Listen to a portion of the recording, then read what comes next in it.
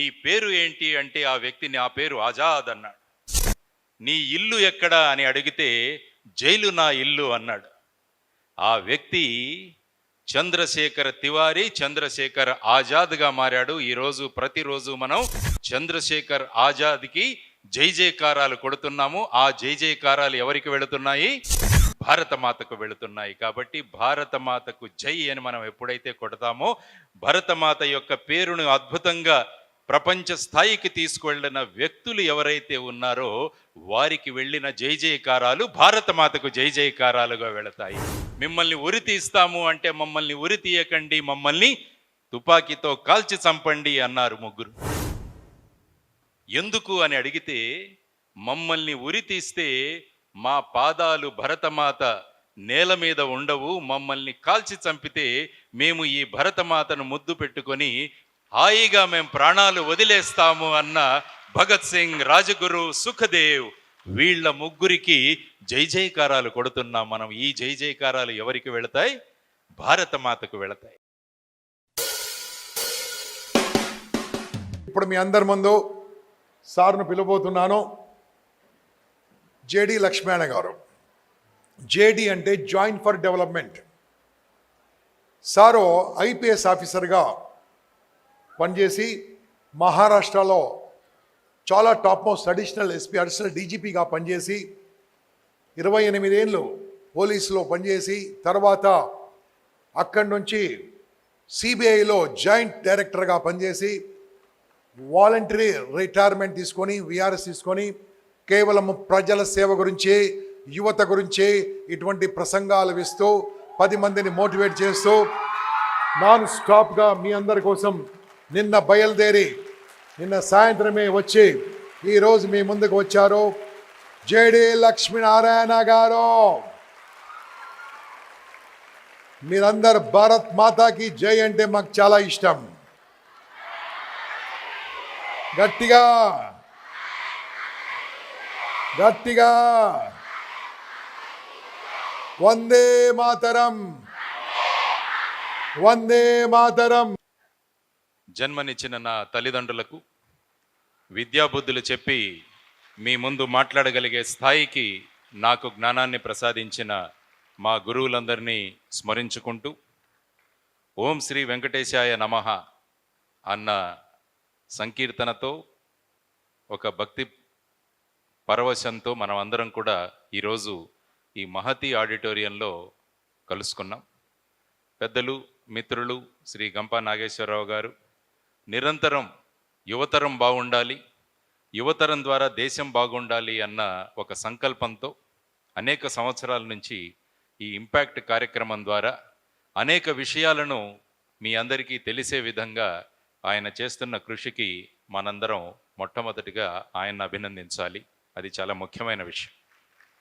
ఏదైనా ఒక కార్యక్రమాన్ని ఒక చోట ఏర్పాటు చేసినప్పుడు స్థానికంగా ఉన్న వ్యక్తులు వారికి చేదోడు వాదోడుగా ఉన్నప్పుడు ఆ ఇంపాక్ట్ కార్యక్రమం యొక్క ప్రభావం ఇంకా బ్రహ్మాండంగా ముందుకు వెళుతుంది.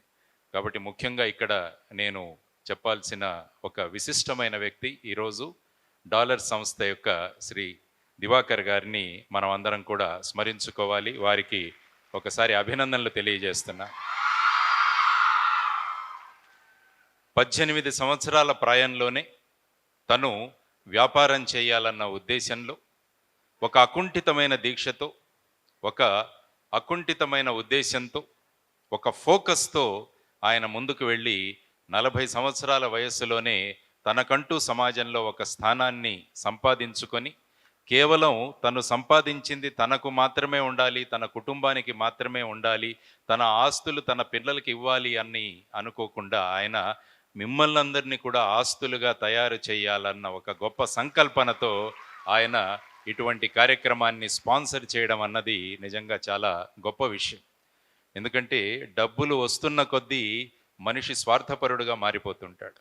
ఆ డబ్బుల్ని ఎలా మనం తెచ్చుకోవాలి, దాన్ని ఎలా పెంచుకోవాలి, నా కుటుంబాన్ని ఎలా పోషించుకోవాలని ఆలోచిస్తుంటాడు తప్ప సమాజం కోసం ఖర్చు చేసే వాళ్ళ సంఖ్య చాలా తక్కువగా ఉంటుంది. కాబట్టి అటువంటి రేర్ పర్సన్, అటువంటి అరుదైన వ్యక్తి శ్రీ దివాకర్ గారికి, వారి కుటుంబ సభ్యులకి కూడా నేను అభినందనలు తెలియజేస్తున్నాను. ఎందుకంటే ఈ కార్యక్రమానికి రాకముందు వాళ్ళ ఇంటికి బ్రేక్ఫాస్ట్కి వెళ్ళాం మేము. అక్కడ నాకు చాలా నచ్చింది ఏంటంటే వాళ్ళ అమ్మాయి స్వయంగా వంట చేసి మాకు వడ్డించింది. అది చాలా ముఖ్యమైన విషయం. ఎందుకంటే ప్రస్తుత కాలంలో మాకు వంట రాదు, మా పిల్లలకు వంట రాదు అని చాలా గర్వంగా చెప్పుకుంటున్న ఈ తరంలో 9వ తరగతి చదువుతున్న అమ్మాయికి నాకు అన్ని వంటలు వస్తాయి అని చెప్పడం ఒక అరుదైన విషయంగా నాకు కనిపించింది. అందువల్ల పిల్లల సంస్కారంలోనూ పిల్లల ఎదుగుదలలోనూ తల్లిదండ్రుల పాత్ర చాలా ముఖ్యమైనదని ఈరోజు మళ్ళా మేము ఏదైతే చెబుతున్నారో దాన్ని ప్రత్యక్షంగా చూసే అనుభవాన్ని కూడా మాకు కలిగించిన దివాకర్ దంపతులకి నేను ధన్యవాదాలు తెలియజేస్తున్నాను. కాబట్టి అటువంటి మంచి వ్యక్తి, సమాజం బాగుండాలి అన్న మంచి వ్యక్తి స్పాన్సర్షిప్లో ఈ ఇంపాక్ట్ కార్యక్రమం జరగడం అన్నది ఇంకా శుభసూచకం. కాబట్టి ఏదైతే ఇంపాక్ట్ అనుకుంటున్నామో దాని ఇంపాక్ట్ ఇంకా గొప్పగా పడే అవకాశం ఉంది ఈ తిరుపతిలో. అది కూడా మహతి ఆడిటోరియంలో కూర్చున్నాం మనమంతా. మహాముని నారదుడి యొక్క వీణ మహతి అంటారు. ఆ వీణను కృష్ణుడిచ్చారు లేకుంటే సరస్వతీదేవి ఇచ్చింది అని రకరకాల కథలు ఉన్నాయి. స్కాంద పురాణం తీసుకుంటే ఇలా కథలు ఉన్నాయి. కాబట్టి అటువంటి గొప్ప పేరు ఉన్న ఒక ఆడిటోరియంలో కూర్చున్నందువల్ల ఆటోమేటిక్గా ఈ ప్రాంతంలో ఉండే వైబ్రేషన్స్ అంటాం మనం, ఆ వైబ్రేషన్స్ కూడా వేరుగా ఉంటాయి. అందువల్ల అక్కడ వెంకటేశ్వర స్వామి, ఇక్కడ మహతి స్టేడియం, మహతి ఆడిటోరియం, మనల్ని ప్రోత్సహించే దివాకర్ గారు, గంపా నాగేశ్వరరావు గారు, వీరందరి కాంబినేషన్తో ఈ 2 రోజుల కార్యక్రమం చాలా చక్కగా జరగాలని నేను మనస్ఫూర్తిగా కోరుకుంటున్నాను. మనం రోజు ఎలా ప్రారంభిస్తాం అన్న దాని మీద ఆ రోజు ఎలా ముందుకు జరుగుతుందన్నది ఆధారపడి ఉంటుంది. అందువల్ల చాలామంది రాత్రి మొబైల్ ఫోన్స్ ఛార్జ్ చేసుకొని పెట్టుకొని ఉదయం మొదటిగా ఏం చూస్తారు అన్నది కూడా చాలా విచిత్రమైన విషయం. నేనేం చూస్తానంటే ఆ రోజు ఎవరైనా గొప్ప వ్యక్తులు జన్మించారా, ఆ రోజు ప్రపంచంలో ఏదైనా గొప్ప విషయం ఉందా అని దానికోసం వెతుకుతుంటాను. చాలామంది అటువంటి విషయాలు మనకు పంపిస్తుంటారు కూడా. ఈరోజు నాకు వచ్చిన 2 మెసేజ్ల గురించి మీకు చెబుతాను. మొదటిది వచ్చేసి ఈరోజు వచ్చిన మొదటి మెసేజ్, మా తెలుగు తల్లికి మల్లెపూదండ అని రాసిన, ఎవరు రాశారు? శంకరంబాడి సుందరాచారి గారి పుట్టినరోజు అని ఈరోజు వారు చెప్పడం జరిగింది. ఆ తర్వాత ఆయన పుట్టింది కూడా తిరుపతిలోనే. అది ఒక విశిష్టమైన రోజు. సో ఆయన కొంతమంది అక్టోబర్ 8న పుట్టారంటారు, కొంతమంది ఆగస్టు 10న పుట్టారంటారు. ఎప్పుడైనా పుట్టినవ్వండి, పర్వాలేదు. కానీ తిరుపతిలో పుట్టి మన రాష్ట్రం యొక్క గీతమైన మా తెలుగు తల్లికి రాసిన ఆ మహానుభావుడి గురించి తలుచుకొని ఉదయం ఆ పాట ఒక్కసారి విని వచ్చాను. ఎందుకంటే రోజును మనం మంచి పాజిటివ్ స్పిరిట్తో గనక మొదలు పెడితే ఆ రోజంతా కూడా బ్రహ్మాండంగా ఉంటుంది. అందువల్ల మీకు నేను ఇచ్చే మొదటి సూచన ఏంటంటే, మన మొదటి అనుభవం ఆ రోజు ఏ విధంగా ప్రారంభిస్తున్నామన్న దాని మీద ఆ రోజంతా ఎలా నడుస్తుందని ఆధారపడి ఉంటుంది. కాబట్టి ఒక పాజిటివ్ నోట్తో మొదలు పెట్టండి. ఎప్పుడు కూడా ఒక మంచి విషయంతో మీరు గనక ఆ రోజు కార్యక్రమాలు మొదలు పెడితే చక్కని వైబ్రేషన్స్, చక్కని ఎనర్జీ మనలో ఉంటుంది. ఆ తర్వాత రెండవది, ఈరోజు ప్రపంచ జీవ ఇంధన దినోత్సవం అట. ఆగస్టు 10 ప్రపంచ జీవ ఇంధన దినోత్సవం. అంటే ఏంటంటే ఇప్పటి వరకు ఫ్యూయల్స్గా ఏం వాడుతున్నాం మనం? పెట్రోల్ వాడుతున్నాము, డీజిల్ వాడుతున్నాం. వీటి స్థానంలో మనం ఈ జీవ ఇంధనాలను తీసుకురాగలమా అన్నది కూడా ప్రపంచంలో జరుగుతున్న ఒక పరిశోధన. అందులో మీకు బయోడీజిల్ అని వినుంటారు మీరు. బయోడీజిల్ ఇంతకుముందు కొన్ని సంవత్సరాల ముందు జాట్రోఫా అనే చెట్టుని మనం నాటేవాళ్ళం విస్తృతంగా.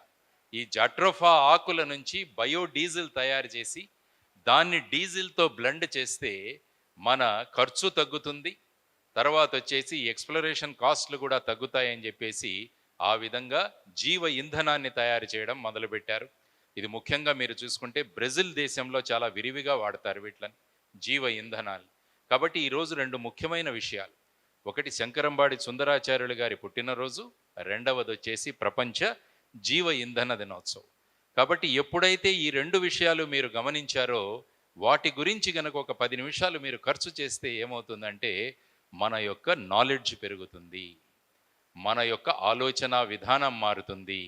లేకుంటే ఉదయం లేవగానే ఈయన్ను తిట్టాడు, ఈయన్ను ఇంకా బాగా తిట్టాడు, ఇలాంటి వీడియోలు కూడా మీకు వస్తుంటాయి.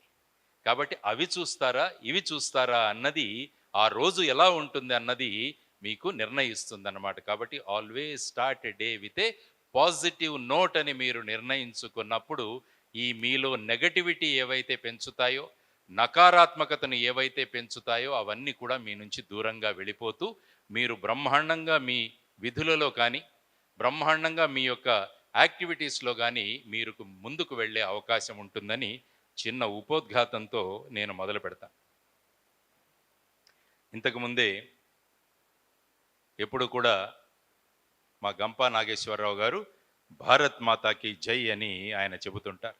కాబట్టి మరి ఒకసారి భరతమాతను తలుచుకుందాం. భారత్ మాతాకి, భారత్ మాతాకి, భారత్ మాతాకి. కాబట్టి వాటితో పాటు తిరుపతి వాళ్ళకు కూడా జై అన్నారు ఆయన. మీ అందరికీ కూడా జై అన్నారు ఆయన. అందుకని నేను ప్రతిసారి ఈ మీటింగుల్లో ప్రశ్నిస్తుంటాను, ఈ భరతమాత ఎవరు, భారతమాత ఎవరు, మనం ఎవరైనా ఆలోచించామా ఎప్పుడైనా? ఒక వ్యక్తియా? ఈ మన దేశంలో ఉన్న కొండల, మన దేశంలో ఉన్న పర్వతాల, మన దేశంలో ప్రవహిస్తున్న నదుల, మన భారతదేశం యొక్క భూభాగమా? దేన్ని మనం భారతమాతగా అనుకుంటాము అన్నది నేను ప్రతిసారి విద్యార్థులను కానీ మీలాంటి వాళ్ళని కానీ ప్రశ్నిస్తుంటాను. తిరుపతి వాళ్ళు ఏమంటారు? భరతమాత. భారతమాత అంటే ఎవరు? ఎందుకంటే భారత్ మాతకు జై జయకారాలు కొట్టాం మనం అంతా కలిసి. మరి ఎవరికి జై జయకారాలు కొట్టాం? ఎవరికి జై జయకారాలు కొట్టాం? ఒక వ్యక్తిని బోనులో నిలబెట్టి నీ పేరు ఏంటి అంటే ఆ వ్యక్తి నా పేరు ఆజాద్ అన్నాడు. నీ ఇల్లు ఎక్కడా అని అడిగితే జైలు నా ఇల్లు అన్నాడు. ఆ వ్యక్తి చంద్రశేఖర్ తివారీ, చంద్రశేఖర్ ఆజాద్గా మారాడు. ఈరోజు ప్రతిరోజు మనం చంద్రశేఖర్ ఆజాద్కి జై జయకారాలు కొడుతున్నాము. ఆ జై జయకారాలు ఎవరికి వెళుతున్నాయి? భారతమాతకు వెళుతున్నాయి. కాబట్టి భారతమాతకు జై అని మనం ఎప్పుడైతే కొడతామో, భరతమాత యొక్క పేరును అద్భుతంగా ప్రపంచ స్థాయికి తీసుకువెళ్ళిన వ్యక్తులు ఎవరైతే ఉన్నారో వారికి వెళ్ళిన జై జయకారాలు భారతమాతకు జై జయకారాలుగా వెళతాయి. మిమ్మల్ని ఉరి తీస్తాము అంటే మమ్మల్ని ఉరి తీయకండి, మమ్మల్ని తుపాకీతో కాల్చి చంపండి అన్నారు ముగ్గురు. ఎందుకు అని అడిగితే, మమ్మల్ని ఉరి తీస్తే మా పాదాలు భరతమాత నేల మీద ఉండవు, మమ్మల్ని కాల్చి చంపితే మేము ఈ భరతమాతను ముద్దు పెట్టుకొని హాయిగా మేము ప్రాణాలు వదిలేస్తాము అన్న భగత్ సింగ్, రాజగురు, సుఖదేవ్ వీళ్ళ ముగ్గురికి జై జయకారాలు కొడుతున్నాం మనం. ఈ జై జయకారాలు ఎవరికి వెళతాయి? భారతమాతకు వెళతాయి. భరతమాతకు జై జయకారాలు వెళతాయి. అందువల్ల ఎవరైతే భరతమాత యొక్క ఖ్యాతిని, భరతమాత యొక్క విఖ్యాతిని పెంచుతారో వాళ్లకు చేసే జై జయకారాలు అవే భారతమాతకు జై జయకారాలుగా వెళతాయి. కాబట్టి మనం కూడా అటువంటి జై జయకారాలు ఎందుకు కొట్టించుకోకూడదు, ఎందుకు మనం తీసుకురాకూడదు అని ఎప్పుడైతే మనం అందరూ ఆలోచిస్తారో, సుమారుగా 1800 మంది ఉన్నారు ఈ 1800 మందికి ప్రజలు జై జయకారాలు కొడితే ఈ జై జయకారాలు ఎక్కడికి వెళతాయి? భారత్ మాతకు వెళతాయి. కాబట్టి ఆ విధంగా మనం గనక మనల్ని మలుచుకోగలిగితే నిజంగా భరతమాత సంతోషిస్తుంది. కాబట్టి ఆ విధమైన ప్రయత్నాలు మనం అందరము చేద్దామని సంకల్పిస్తూ, ఆ విధమైన భావాలు గనక మనలో ఉండగలిగితే భరతమాత మనందరినీ చూసి ఖచ్చితంగా గర్విస్తుంది. ముఖ్యంగా మీరందరూ యువతరం, యూత్ అని చాలా గర్వంగా చెప్పుకుంటుంటాం మనమంతా. నేను ఎప్పుడు ఏమనుకుంటానంటే, యూత్ అంటే ఒక హోప్. అంటే ఏదైనా దేశానికి మంచి జరగాలి అంటే మొట్టమొదటిగా ఆ దేశం ఎవరి వైపు చూస్తుంది? యువతరం వైపు చూస్తుంది, మీ వైపు చూస్తుంది. కాబట్టి ప్రస్తుతం భారతదేశం కూడా మీ వైపు చూస్తుంది. మీరు ఏం చేయబోతున్నారు భవిష్యత్తులో, మిమ్మల్ని మీరు ఏ విధంగా మలుచుకోబోతున్నారో, మీ ద్వారా దేశం అద్భుత దేశమైన దేశంగా ఎలా మారబోతుంది అని ప్రతి ఒక్కరూ కూడా ఎదురు చూస్తుంటారు. అందుకనే ప్రస్తుతం భారతదేశంలో ఏమంటున్నామంటే, ఒక శబ్దం మీరు వింటుంటారు, ఒక పదం మీరు వింటుంటారు, దాని పేరు డెమోగ్రాఫిక్ డివిడెండ్. ఎవరు మాట్లాడుతున్నా కూడా దీన్ని గురించే మాట్లాడతారు. పెద్ద పెద్ద వాళ్ళు మాట్లాడే స్పీచ్ల్లో కూడా ఈ డెమోగ్రాఫిక్ డివిడెండ్ గురించే మాట్లాడుతుంటారు. డెమోగ్రాఫిక్ డివిడెండ్ అంటే ఏంటంటే, ఏ దేశంలో అయితే యువతరం సంఖ్య ఎక్కువగా ఉంటుందో ఆ దేశానికి గొప్ప అదృష్టం.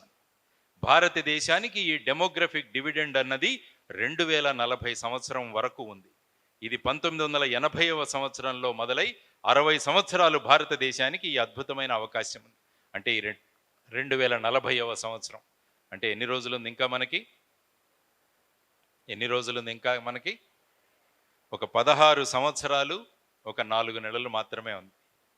కేవలం 16 సంవత్సరాలు 4 నెలలు మాత్రమే మనకి డెమోగ్రఫిక్ డివిడెండ్ ఉంది. ఆ తరువాత మళ్ళా భారతదేశంలో వయస్సు మళ్ళిన వాళ్ళ సంఖ్య పెరగబోతోంది. అప్పుడు భారతదేశానికి ఈ డెమోగ్రఫిక్ డివిడెండ్ అన్న దాని నుంచి మనం దూరంగా వెళ్ళిపోతాం. అందువల్ల ఈ 16 సంవత్సరాల 3 నెలలు అన్నది మనం ప్రతి ఒక్కరూ మనం గనక కృషి చేయగలిగితే నన్ను నేను జైజైకారాలు కొట్టించే స్థాయికి నన్ను నా ఎదుగుదల ఆ విధంగా తీసుకువెళతానే అని మనం అందరము ఆలోచించుకున్న రోజున ఖచ్చితంగా భారతదేశం ప్రపంచంలోనే నెంబర్ 1 దేశంగా మారుతుంది. అది మనందరం గమనించాల్సిన విషయం. నేనొక్కడిని చేస్తే ఏమవుతుందని చాలామంది అనుకుంటుంటారు. నేనొక్కడిని చేస్తే ఏం మారుతుంది అని చాలామంది అనుకుంటుంటారు. ప్రతి ఒక్కరూ అలాగే అనుకోవడం వల్ల ఎవరూ ఏం చేయకుండా వెళ్ళిపోతున్నారు. అందువల్ల దీనిలో ప్రతి ఒక్కరి బాధ్యత ఉంది, నా బాధ్యత ఉంది అని కూడా మీరు గమనించండి.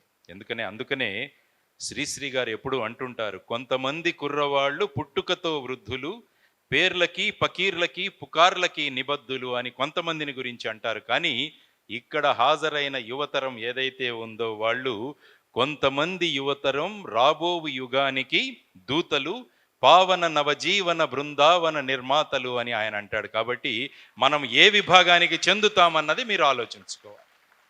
మనం పేర్లకి పకీర్లకి పుకార్లకే మన జీవితాలను అంకితం చేద్దామా, మనం పావన నవజీవన బృందావనానికి నిర్మాతలుగా మారతామా అన్నది మీరు ఆలోచించుకోవాల్సిన రోజు ఈరోజు. అందుకనే ఈ 2 రోజుల ఇంపాక్ట్ కార్యక్రమంలో నన్ను నేను ఏ విధంగా మలుచుకోబోతున్నానని మీరు గనుక ఆలోచించగలిగితే, ఇంత ఖర్చు పెట్టి ఇంత గొప్ప సదుపాయాలు మీ అందరికీ కలిగజేసిన దివాకర్ గారు కానీ, గంపా నాగేశ్వరరావు గారు కానీ, మా ఇంపాక్ట్ టీం అంతా కూడా బ్రహ్మాండంగా మిమ్మల్ని సంతోషిస్తుంది. కాబట్టి ఈ విధంగా మనం ఆలోచిద్దామని అనుకుంటాం. తరువాత ఇంకొక ప్రశ్న మీ అందరికీ వేస్తాను. మీరు ఎందుకు వచ్చారు ఇక్కడ అన్నది నేను అడుగుతుంటాను. వీళ్ళంతా ఎందుకు వచ్చారు ఈరోజు? నాకు జనరల్గా ఇచ్చిన సమాధానాలు ఏంటంటే, ఇంతవరకు కార్యక్రమంలో కొంతమంది కాలేజీ వాళ్ళు పంపించాం కాబట్టి మేము ఇక్కడికి వచ్చాము అంటారు. 2 రోజులు క్లాసులు అవి ఉండవు కాబట్టి హాయిగా ఇక్కడ కూర్చోవడానికి వచ్చామని కొంతమంది. ఆ తర్వాత సోషల్ మీడియాలో చూసి వచ్చామని కొంతమంది. తర్వాత దివాకర్ గారు ఊర్లో అంతా కూడా ఈ ఇంపాక్ట్ యొక్క ఇవి పెట్టారు, ఈ కార్యక్రమానికి సంబంధించిన ఫ్లెక్సీలు పెట్టారు. సో ఆ ఫ్లెక్సీల్లో కొన్ని పరిచయమైన ముఖాలు ఉన్నాయి కాబట్టి వీళ్ళని కలిసే అవకాశం ఉంటుందని వచ్చిన వాళ్ళు కొంతమంది. కానీ అమ్మా నాన్నలు పంపించామని కొంతమంది. కానీ మాకు ఎవరు కావాలి అంటే, మా జీవితాలకు ఒక దశ నిర్దేశం చేసుకోవడానికి ఈరోజు మేము ఇక్కడికి వచ్చాము అని మనస్ఫూర్తిగా చెప్పేవాళ్ళు ఎవరైతే ఉంటారో వాళ్ళు పావన నవజీవన బృందావన నిర్మాతలుగా మారుతారు.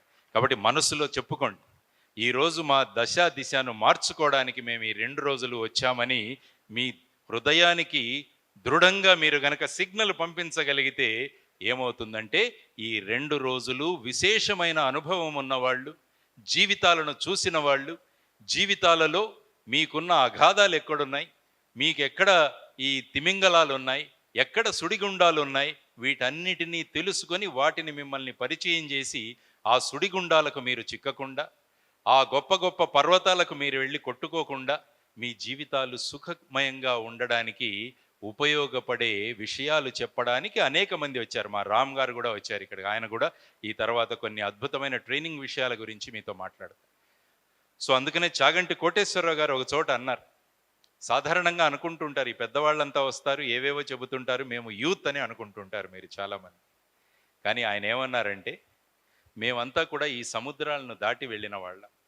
ఈ సముద్రాలలో తిమింగలాలు ఎక్కడున్నాయి, సుడిగుండాలు ఎక్కడున్నాయి, ఎక్కడెక్కడ పర్వతాలు ఉన్నాయి, వీటన్నిటినీ మీరు బలి కాకుండా మీ చేతులు చక్కగా పట్టుకొని మిమ్మల్ని అవతలి ఒడ్డుకు చేర్చాలన్నదే మా అందరి స్వార్థం అని ఆయన చెప్తాడు.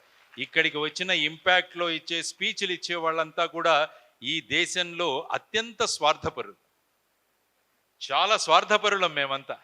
మా స్వార్థం ఏంటంటే మీరు బాగుండాలి అన్నది మా స్వార్థం అంతే, అంతకన్నా మాకు వేరే ఇది లేదు. సో ఆ విధంగా అనుకుంటూ వెళ్తుంటే సాధారణంగా చిన్నప్పుడు మనం భూతద్దాలతో ఆడతాం. భూతద్దాలు, మ్యాగ్నిఫైయింగ్ గ్లాసెస్ తెలుసు కదా. ఏం చేస్తాం మనం మ్యాగ్నిఫైయింగ్ గ్లాసెస్తో? సూర్యుడి దగ్గర పెట్టి ఆ మ్యాగ్నిఫైయింగ్ గ్లాస్ పెట్టి ఒక కాగితం పట్టుకొని ఆ సూర్యకాంతిని దాని మీద వచ్చేటట్టు చేస్తే ఏమవుతుంది? కాగితం అంటుకుంటుంది. మనం అంతా చేసిన వాళ్ళమే ఆ ప్రయోగాలు. కానీ సహజంగా సూర్యకాంతికి ఇంత శక్తి ఉంటుంది. కానీ మనమంతా కాలిపోవాలి కదా. మనం హాయిగా ఉంటున్నాం. ఎప్పుడు కాలిపోతాం మనం కానీ, పేపర్ కానీ మనకు కానీ చురుక్కని ఎప్పుడు తగులుతుందంటే ఈ సూర్యకాంతిని ఒక మ్యాగ్నిఫైయింగ్ గ్లాస్ ద్వారా మనం ఏం చేయాలి? దాన్ని ఫోకస్ చేసి దాన్ని కనుక ఒక వస్తువు మీద పెడితే దాని ప్రభావం మనకు తెలుస్తుంది. చాలామంది ఇళ్ల మీద సోలార్ ఎనర్జీ ఉంటుంది, చూసారా? సోలార్ ఎనర్జీ, సోలార్ ప్యానెల్స్ మీ కాలేజెస్ మీద కూడా పెట్టుంటారు. కానీ ఆ సోలార్ ఎనర్జీ కూడా ఏమవుతుంది? ఆ సూర్యకాంతిని అంతటిని కూడా ఫోకస్ చేస్తే ఆ సూర్యకాంతి ఏమిగా మారుతుంది? ఒక ఎనర్జీగా మారుతుంది, ఒక పవర్గా మారుతుంది, మనకు ఎలక్ట్రిసిటీ ఇస్తుంది, కావాలంటే మన నీళ్లు వేడి చేసుకోవచ్చు, ఏదైనా జరుగుతుంది. కాబట్టి ఈ రెండు విషయాల్లో మీరు గమనించింది ఏంటి? చాలా ఎనర్జీ ఉంటుంది, కానీ దాన్ని ఏం చేయాలి? మనం ఫోకస్ చేయాలి. దాన్ని ఏం చేయాలి?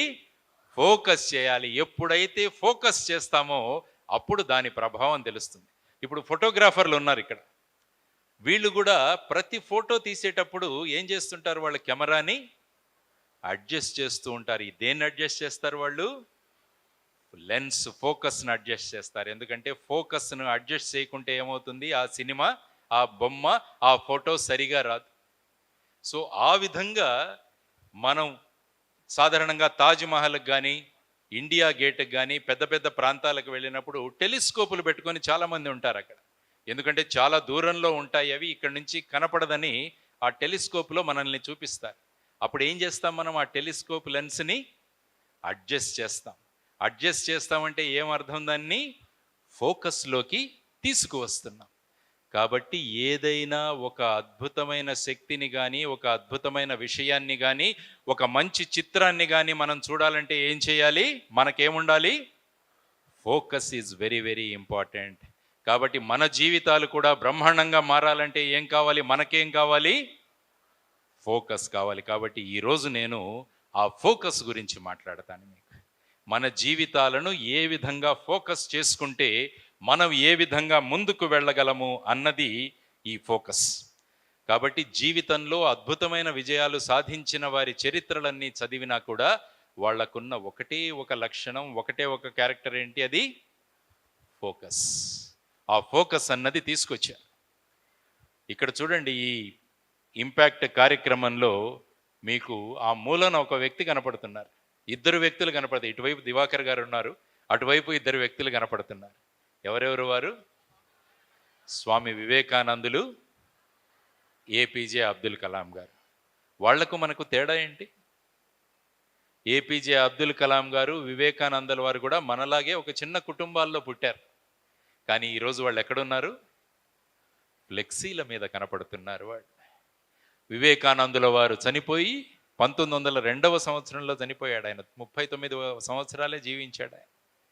కలాం గారు కొన్ని సంవత్సరాల ముందు పోయారు. కానీ వాళ్ళు ఇప్పుడు కూడా చిరస్మరణీయులుగా ఉండిపోయారు. దానికి ప్రధానమైన కారణం ఏంటి? వాళ్ళు జీవితాలను ఫోకస్ చేయడము.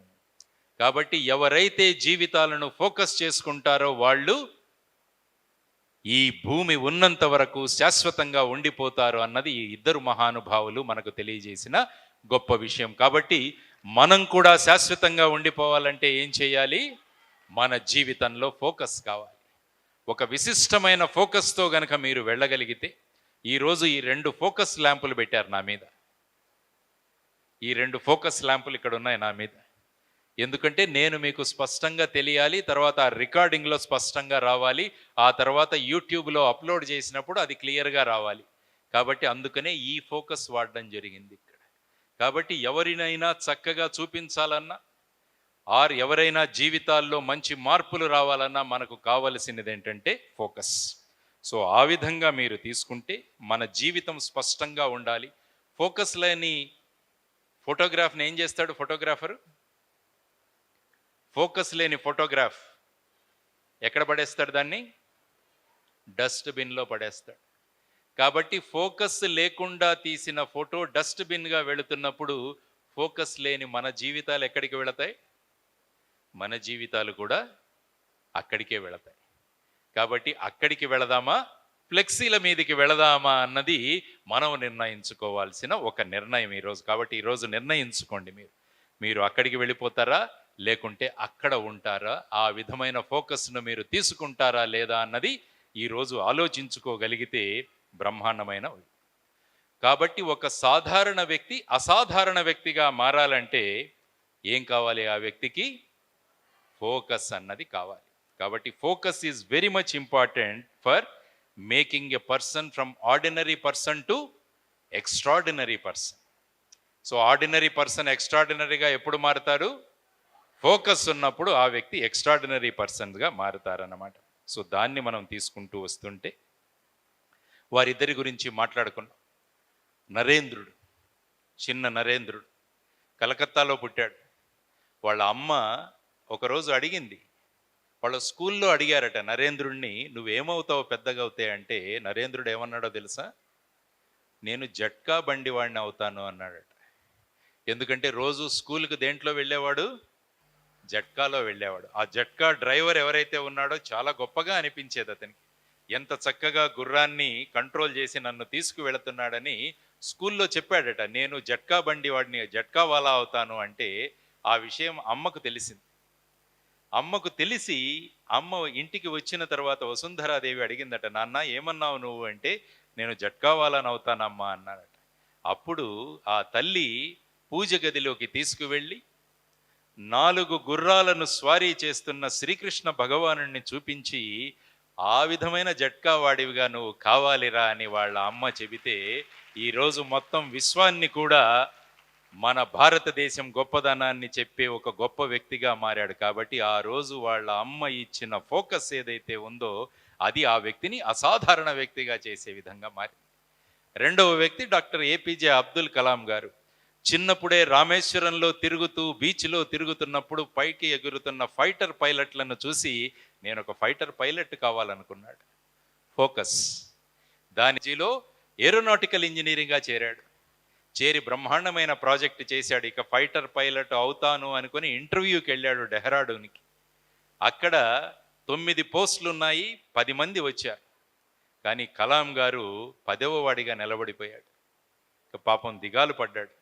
దిగాలు పడిన తర్వాత ఋషికేశ్ ఆశ్రమంలో వెళ్ళి కూర్చుంటే అక్కడ స్వామీజీ వచ్చి చెప్పారట, నువ్వు ఏమాత్రం అధైర్యపడకు, నీ ఫోకస్ బ్రహ్మాండంగా ఉంది, నువ్వు చూస్తూనే ఉండు, నువ్వు ఖచ్చితంగా ఒక ఫైటర్ పైలట్ కాదు దానికన్నా పెద్ద స్థానం నువ్వు పొందుతావు అని చెప్తే ఆయన డిఆర్డిఓలో చేరి ఈ విధంగా గొప్ప సైంటిస్ట్గా మారి మనకు మిసైల్స్ అందించి రాకెట్లను పంపించి చివరిగా భారతదేశ రాష్ట్రపతిగా మారాడు ఆయన. రాష్ట్రపతి అంటే ఎవరో తెలుసా మీకు? Supreme commander of the defence forces. అంటే ఆయన ఒక ఫైటర్ పైలట్ కావాలనుకున్న వ్యక్తికి ఆర్మీ, నేవీ, ఎయిర్ ఫోర్స్లో ఉన్న ప్రతి ఒక్కరూ కూడా సెల్యూట్ చేశారు అబ్దుల్ కలాం గారికి. కాబట్టి ఆయన ఫోకస్ అలాగే ఉంది. ఆయన ఫోకస్ ఎప్పుడూ మారలేదు. చివరికి 6 నెలల ట్రైనింగ్ తీసుకొని ఆయన సుఖోయ్ విమానాలు కూడా నడిపాడు ఆయన. అది ఒక వ్యక్తి ఫోకస్ ఉంటే ఏ స్థానానికి చేరుతారని డాక్టర్ కలాం గారు. వీరందరూ కూడా సాధారణ కుటుంబంలో పుట్టినవాళ్ళు. పిల్లలు ఉన్నారు, చాలామంది క్రికెట్ ఆడేవాళ్ళు ఉన్నారు. వీళ్ళందరికీ ఎవరు ఈ కాలంలో గొప్ప ఫేవరెట్ ఎవరంటే ఎంఎస్ ధోని, మహేంద్ర సింగ్ ధోని. ఎంత ఫేవరెట్ అంటే అతని జీవిత చరిత్ర ఒక్కసారి చదవండి. సాధారణంగా ఒక గ్రౌండ్కి నీళ్లు పెట్టే వాళ్ళ నాన్న పాన్ సింగ్ ధోని అని వాళ్ళ అబ్బాయి బీహార్లో రాంచీలో పుట్టాడు. అంటే వాళ్ళ నాన్న పని ఏంటంటే ఎవరైనా ఆడుతున్నప్పుడు మైదానాలు ఉంటే రాత్రిపూట వెళ్ళి అక్కడ నీళ్లు పెట్టాలి ఆ మైదానానికి. ఇదే ఆ అబ్బాయి పని. కానీ ఈ పిల్లవాడికి వాళ్ళ గురువు గారు బెనర్జీ అనే ఒక ఆయన ఆ పిల్లవాడికి క్రికెట్ నేర్పించాడు. ఆ తరువాత కంప్లీట్ ఫోకస్ క్రికెట్ మీద పెట్టి ఈరోజు భారతదేశానికి క్రికెట్ స్థానంలో ఒక అద్భుతమైన విజయాలను సాధించి పెట్టిన అందరూ మెచ్చే కెప్టెన్గా తయారయ్యాడు మహేంద్ర సింగ్ ధోని. కారణం ఫోకస్. కాబట్టి ఏ వ్యక్తి జీవిత చరిత్ర అయినా తీసుకోండి, ఆ వ్యక్తి యొక్క ఫోకస్ మీద వాళ్ళ భవిష్యత్తు ఆధారపడి ఉంటుంది అన్నది మీకు చెప్పడానికి. బాబాసాహెబ్ అంబేద్కర్ గారు, ఆయన కూడా వర్ణ వివక్షతతో, సమాజంలో ఆ విధమైన వర్ణ వివక్షత ఉన్నప్పుడు కేవలం చదువు మీద నేను ఫోకస్ పెడితే నేను గొప్పవాణ్ణి అవుతాను అనుకున్నాడు. చదువు మీద ఫోకస్ పెట్టాడు. ఆయన 16 పిహెచ్డి డిగ్రీలు తీసుకొని మనందరికీ భారతదేశ రాజ్యాంగాన్ని ఇచ్చాడు డాక్టర్ బాబాసాహెబ్ అంబేద్కర్. చూడండి, ఒక సాధారణ వ్యక్తి, ఒక సాధారణ కుటుంబంలో ఆ కాలంలో వర్ణ వివక్షత ఎంత ప్రబలంగా ఉందంటే ఆ పిల్లవాడు క్లాసులో కూర్చోడానికి కూడా ఎవరు అనుమతించేవాళ్ళు కాదు. కానీ తన ఫోకస్ను ఎడ్యుకేషన్ మీద, విద్య మీద పెట్టి తను ఒక మహానుభావుడిగా, భారతరత్న డాక్టర్ బిఆర్ అంబేద్కర్గా మారారంటే దానికి ప్రధానమైన కారణం మళ్ళా ఫోకస్. సచిన్ తెందూల్కర్ గురించి మీకు చెప్పాల్సిన అవసరం లేదు. సాత్విక్ అనే మన కొత్త అబ్బాయి, మన అమలాపురం కుర్రోడు సాత్విక్, ఏం చేశాడు ఆ అబ్బాయి? చదివారా ఎప్పుడైనా? ఈ మధ్య రీసెంట్గా వచ్చింది. షటిల్ బ్యాడ్మింటన్ ఆడతాడు అబ్బాయి. ఆ అబ్బాయి ఇప్పటి వరకు ప్రపంచంలోనే అత్యంత వేగవంతమైన షాట్ కొట్టాడు. అతను ఎంత స్పీడ్ దానికి? 561 కిలోమీటర్స్ పర్ అవర్. అంటే అతను కొట్టిన బ్యాడ్మింటన్ షాట్ ఎంత ప్రభావమైందంటే దాని స్పీడు 561 కిలోమీటర్లు గంటకు. తనకు ఒక పేరు బ్రహ్మాండంగా తెచ్చుకున్నాడు. దానికి కారణం focus on the thing which you are doing. P V Sindhu మనందరికీ తెలిసింది, మన భారతదేశానికి 2 సార్లు ఒలింపిక్ మెడల్స్ తీసుకొచ్చింది. ఒకసారి సిల్వర్ మెడలు, ఇంకోసారి బ్రాంజ్ మెడల్ తీసుకొచ్చింది. ఫోకస్. కానీ ఆవిడ ఇంటర్వ్యూ ఒక్కసారి చదవండి, మీరు ఎప్పుడైనా నెట్లో దొరుకుతుంది మీకు. ఆవిడ ఒక్కసారి ఇంటర్వ్యూ మీరు ఒకసారి చదవండి. నా ఫోకస్కు ఏవైతే అడ్డంకులు వస్తున్నాయో ఆ ఫోకస్కు అడ్డంగా కలిగించే వాటిని నేను తీసేశాను అంది. ఫర్ ఎగ్జాంపుల్, ఈ లైట్ ముందు ఎవరో వచ్చి ఒక నోట్బుక్ పెట్టారనుకోండి. సో దీని ముందు ఉన్న అడ్డంకి, దానివల్ల ఫోకస్ మారిపోతుంది. సో తన ఇంటర్వ్యూలో కూడా తన ఫోకస్ని ఏదైతే అడ్డుకుందో దాని గురించి ఆవిడ బ్రహ్మాండంగా చెప్పి ఆ 2 విషయాలను నేను పక్కన పెట్టాను, ఒలింపిక్లో మెడల్ తీసుకొచ్చానని చెప్పింది. ఏవి ఆ 2 వస్తువులు? ఏ వస్తువుల గురించి పివి సింధు మాట్లాడింది? ఏ 2 వస్తువుల గురించి మాట్లాడింది? మొదటిది ఐస్ క్రీము, రెండవది వచ్చేసి సెల్ ఫోను. ఈ రెండిటి గురించి ఆవిడ మాట్లాడింది. ఐస్ క్రీమ్ అంటే చాలా ఇష్టం సింధుకి. కానీ నా ఒలింపిక్లో నేను మెడల్ సాధించాలంటే ఈ ఐస్ క్రీమ్ అన్న తినడం వల్ల నా బరువు పెరుగుతుంది, నాలో రిఫ్లెక్సెస్ తగ్గుతాయని చెప్పేసి 4 నెలలు దాన్ని పక్కన పెట్టేసి తరువాత సెల్ ఫోన్. ప్రతిరోజు కాల్స్, మెసేజెస్, వీటితో నా కాన్సన్ట్రేషను, నా ఫోకస్ అంతా డైవర్ట్ అవుతోందని చెప్పేసి ఈ 4 నెలలు సెల్ ఫోన్ ఆఫ్ చేసి లాకర్లో పడేసి. కాబట్టి ఎప్పుడైతే మనకు ఫోకస్కి ఎప్పుడైతే అడ్డు తగులుతాయో ఆ విషయాలను గనక మనం పక్కన పెట్టగలిగితే మన జీవితంలో సాధించాల్సిన విషయాలను మనం అద్భుతంగా సాధించగలము. కాబట్టి మీ ఫోకస్కి ఏవి అడ్డుకుంటున్నాయో ఒకసారి మీరు ఆలోచించుకోండి. మీరు ఏమవ్వాలనుకుంటున్నారో, లేకుంటే ఏ స్థానానికి మీరు వెళ్ళాలనుకుంటున్నారో అక్కడికి వెళ్ళడానికి ఏ విధమైన అడ్డంకులు మీకు వస్తున్నాయని మీరు గనక గుర్తించగలిగితే అప్పుడు ఆ అడ్డంకులను తొలగిస్తే మీ ఫోకస్ బ్రహ్మాండంగా ఉంటుందని పివి సింధు ఉదాహరణ. మధ్యాహ్నం రాబోతున్నాడు పవన్ అనే ఒక కుర్రవాడు, పద్మనాభం. ఎక్కడి నుంచి వస్తున్నాడు? మన పలమనేరు నుంచి వస్తున్నాడు. పవన్ ఫ్రమ్ పలమనేరు. తెలుసా అబ్బాయి? మన జిల్లా వాడే. ఎంతమందికి తెలుసు పవన్ గురించి? సిద్ధు ఫ్రమ్ శ్రీకాకుళం తెలుసు, కానీ పవన్ ఫ్రమ్ పలమనేరు మనకు తెలియదు. ఎందుకంటే మనం ఈ సినిమాల్లో పడిపోయి ఉన్నాం మనమంతా. ఈ పలమనేరులో పుట్టిన పవన్ ఇప్పటి వరకు 25 ఇన్నోవేషన్లు చేశాడు, 25 ఇన్నోవేషన్స్ చేశాడు. అనేక మందికి ఉపయోగపడుతున్నాడు ఈ అబ్బాయి. మధ్యాహ్నం వస్తాడు. పెద్దగా చదువుకోలేదు ఈ అబ్బాయి, కానీ అతనికి ఒక యూనివర్సిటీ గౌరవ డాక్టరేట్ ఇచ్చి ఇప్పుడు డాక్టర్ పవన్ కుమార్. అతను డాక్టర్ పవన్ కుమార్ చేసినవి 25 ఇన్నోవేషన్స్. ఊజీ అన్న చిన్న క్రిమి ఒకటి వచ్చి ఇక్కడ పట్టు పురుగులు పెంచుకుంటున్న రైతులందరికీ కూడా చాలా ఇబ్బంది కలుగజేస్తుంటే తను ఒక ఊజీ నెట్ ఒకటి తయారు చేశాడు. దానికోసం కేంద్ర ప్రభుత్వం ఇప్పుడు ఆ వ్యక్తికి 5 కోట్ల ప్రాజెక్ట్ ఇచ్చింది ఆ అబ్బాయికి. చూడండి, ఒక చిన్న ఆలోచన. ఫోకస్ వల్ల ఏ విధంగా చేసుకుంటున్నాడు. వాళ్ళ నాన్న ఆరోగ్యం ఎక్కడైతే, వాళ్ళ నాన్నను ఎక్కడైతే పాము కరుస్తుందేమో అన్న భయంతో ఇంటి నుంచే మోటారు ఎలా ఆన్ చేసుకోవాలి అని సెల్ ఫోన్ నుంచి కనిపెట్టినవాడు మన పవన్. చూడండి, ఫోకస్. పెద్దగా చదువుకోవాల్సిన అవసరం లేదు దానికి, కానీ ఫోకస్ ఉన్నవాడు ఖచ్చితంగా విజయం సాధిస్తాడని మధ్యాహ్నం తన అనుభవాలు మీ అందరికీ కూడా చెప్పబోతున్నాడు. సో ఆ విధంగా మనం తీసుకుంటూ వెళితే అనేక మంది జీవితాలు మనం చేస్తే మనకు కనిపించే only one factor is they have focused. They have focused. ఏది కావాలనుకున్నారో దాని మీద ఫోకస్ పెట్టడం వల్ల వాళ్ళు బ్రహ్మాండంగా ముందుకు వెళ్ళగలిగారు. సో ఫోకస్ నుంచి మనల్ని కాపాడుకోవాలంటే ఈ డిస్ట్రాక్షన్స్ ఏవైతే వస్తున్నాయో, ఏ విధమైన అవరోధాలు వస్తున్నాయో వాటిని తొలగించాల్సిన అవసరం మనకు. కాబట్టి ఇప్పుడు మనకున్న ఫోకస్ చేయకుండా ఉండడానికి ఉన్న అవరోధాలు ఏంటి అని ఆలోచిస్తే, మొదటిది ఎలక్ట్రానిక్ గ్యాడ్జెట్స్, రెండవది వచ్చేసి వెరైటీ ఆఫ్ ఎంటర్టైన్మెంట్. ఇప్పుడు ఎంటర్టైన్మెంట్ ఎంత ఎక్కువైపోయిందంటే మన జీవితంలో, మేము పెద్దలు కొంతమంది ఉన్నారు ఇక్కడ, మేము చిన్నతనంలో ఉన్నప్పుడు టీవీలు లేవు, ఫోన్లు లేవు. ఆ విధమైన జీవితం నుంచి ఇప్పుడు 1000 ఛానల్స్ వచ్చే టీవీలు వచ్చేసాయి మనందరికీ. 1000 ఛానల్స్. ఆ తరువాత సినిమాలు ఉన్నాయి ఒక సైడు, దానితో పాటు పోటీ పడుతూ ఏమేమి ఉన్నాయి ఇంకా మీకు, నెట్ఫ్లిక్స్ అట, ఓటీటీ అట, ఆహా అట, అమెజాన్ అట, ఇవన్నీ కూడా చాలా వచ్చాయి. ఇంకా కూడా మీకు తెలుసు, నాకు పెద్ద పేర్లు తెలియదు. నేను ఈ లెక్చర్ కోసం కొన్ని వెతికితే ఇవి కనపడ్డాయి నాకు. మీకు ఇంకా వాటి గురించి తెలుసు. కాబట్టి ఎంటర్టైన్మెంట్ ఎంత పెరిగిపోయిందంటే మనకు, ఇది కూడా మన ఫోకస్ నుంచి మనల్ని దూరంగా చేస్తుంది. తర్వాత వెరైటీ ఆఫ్ లైఫ్ స్టైల్స్, ఒక్కొక్కరి లైఫ్ స్టైల్ ఒక్కొక్క రకంగా మారిపోయింది. కాబట్టి ఈ 3 విషయాలు ప్రధానంగా మనల్ని ఫోకస్ నుంచి దూరం చేస్తుంది. కాబట్టి మనం ఫోకస్లో రావాలంటే ఏం చేద్దాం అన్నది నెక్స్ట్ ఆలోచిద్దాం. ఈ మధ్య ఒక రీసెర్చ్లో ఏం తెలిసిందో తెలుసా మీ అందరికీ? మన అటెన్షన్